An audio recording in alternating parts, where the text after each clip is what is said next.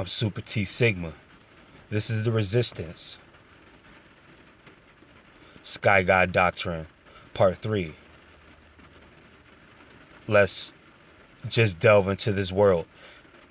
In the dark realm of the Yahwehs, the dark Yahwehs, the war gods, the Jehovahs, so to speak, they deal in a realm where you can find that two words might sound exactly the same but have different meanings, or the same word can be used in different ways.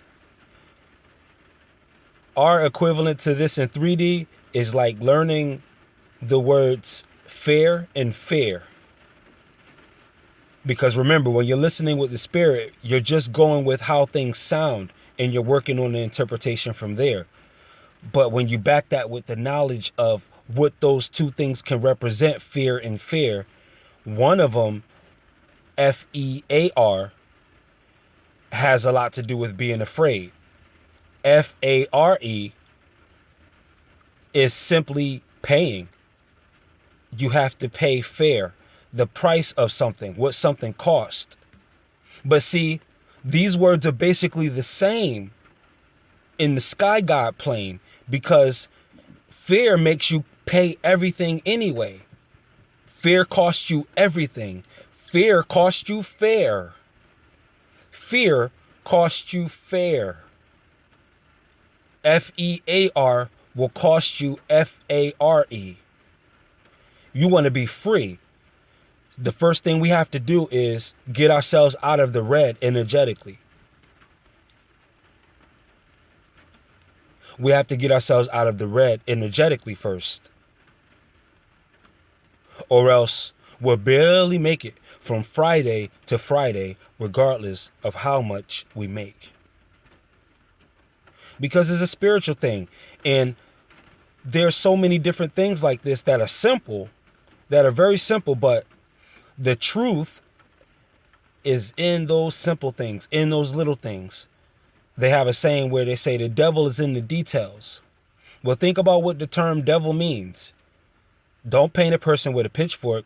What does the word mean? What is a devil? A devil is a rebel. A devil is someone who disturbs the order. And if there's an order that doesn't support you and is trying to break you down, then you have to be a devil to that. Satan means adversary. There's some things in your life you have to be a Satan against in order to get it off of you. If it's there to hurt you and not help you, what are you going to use as weapons? See, in the Skygod Doctrine, the ideas of good and evil, they really start to blend, and you start to understand that it's about a bigger picture. It's about sustaining a harmony. You can be karmic free by deciding that you're not going to physically seek to destroy anybody.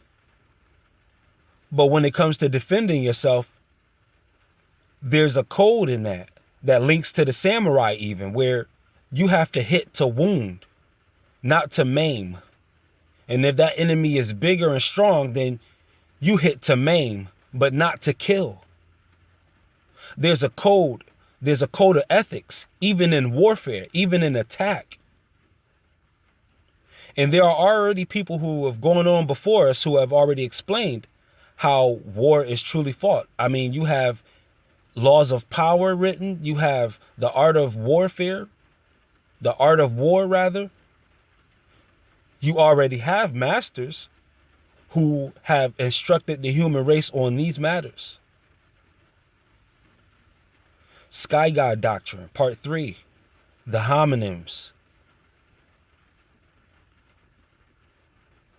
Mary and Mary. M-E-R-R-Y is also M-A-R-R-Y.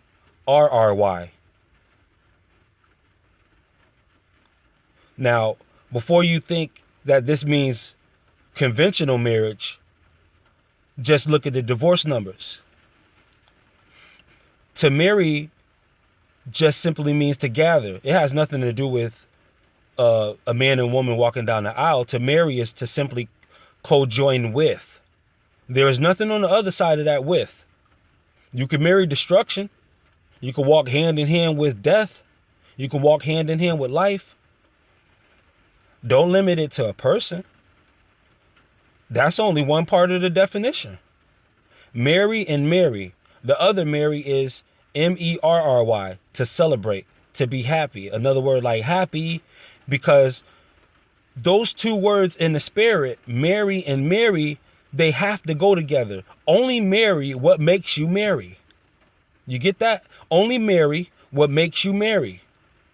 We'll even slide the other Mary in, MARY, the one who was the mother of Jesus. What did they say about her when she was interpreting things?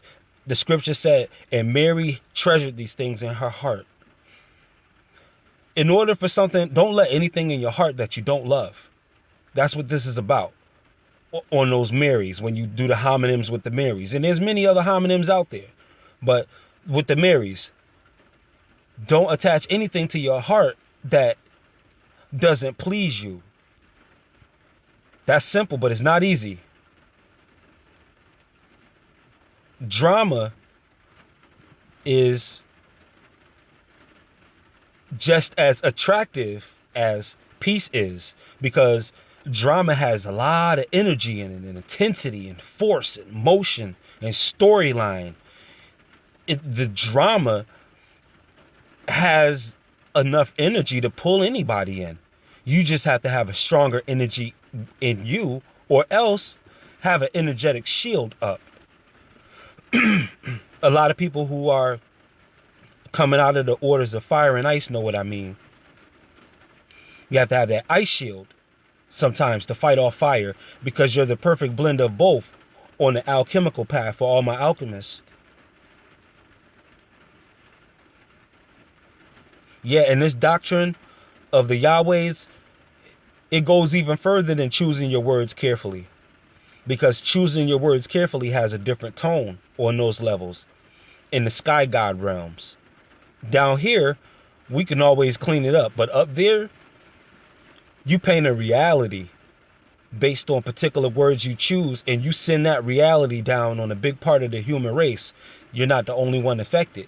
If you get angry enough, and you're in the Skygod realm, and you're dimension hopping and quantum jumping and things like that, you can control weather. You'll mess around and make it rain for a week, a month, a year. Oh, it'll happen. It has. You dig deep, it started raining. Humans can control weather. Why you think the weatherman, they didn't know? In a lot of instances, a lot of these things, they have to use the word phenomenon more and more. I'm an 80s baby. The word phenomenon wasn't spoken that much until about the 2000s. And now it's more popular than the person's name. Phenomena. Almost like phantom if you take the T out. Here's another homonym. Race and race. Race spelled exactly the same. Sound exactly the same. But it's not the same word. One talks about a particular kind of people, and another one is a competition. The human race is also the human race. We're racing towards something. Each human is. We're racing to change before the earth does, because the earth is shifting into 5D. It's been raining and thundering and lightning for about a week straight in the New England regions. It's thundering right now if you can hear it. Heavy rain too. Nice and dark. Because there's a lot going on in the Skygod realm. See, a lot of this is being taught to you in real time. But the doctrines and these laws, these universal laws, they're outside of time, within time, and beyond all time. Race and race. The human race. The human race. What does the colored person race toward? Now you understand the true meaning of what colored people means, right? It simply means the same thing as human. See, in the spirit realm, you look at times like slavery when we were called coloreds. On the higher realm, dark sky gods were tricking the caucus into calling us colored in a negative way when colored simply means human. Because hue means color. And man means mankind. Colored man. Look at you, you colored man. That's like saying, look at you, you human. You could look at that like, duh. Of course, I'm a human. You and I both have color. There's no human being on the planet who's clear, made out of glass. There are no glass-winged butterflies that are human beings. Silly rabbit. Tricks are for kids. Another homonym. Follow the white rabbit. Go to the other side of the looking glass. But don't fall for the tricks. Because if you fall for the tricks, you won't get in on the treats. You have to have a costume that doesn't come off. Skygod Doctrine. Tricks with an X, T-R-I-X. I don't even know if that's a word, but it's tricky to have a word like that. So that's also tricks. There's tricks involved. There's T-R-I-C-K-S involved in T-R-I-X. What is it? Is it Christ holding a cross? Because that's what an X is. You see? Words are more than words in the sky god realms. They're also symbols, they're storylines, hieroglyphics. Keep thinking, and merge all that information together. Take the past, the present, the future, take it all and merge it into one lens, and you'll see what you need to see. And just look around. Make sure you rewind that last part about merging past, present, and future into one screen in front of you.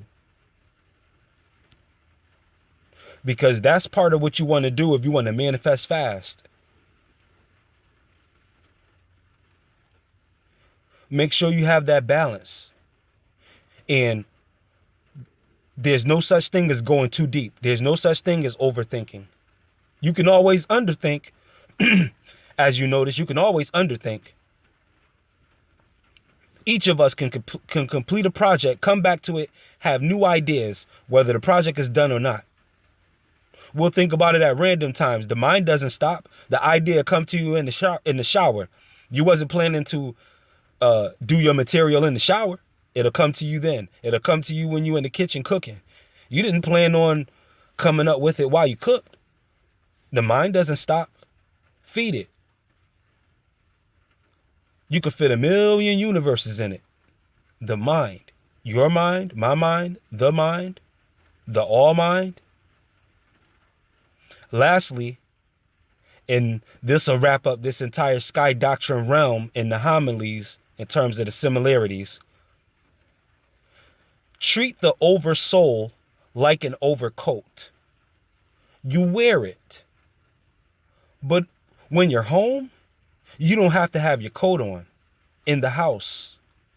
So as you ascend to higher levels, you can extend beyond the oversoul, because the oversoul is just a collective of thoughts and feelings from basically anybody who's ever been born.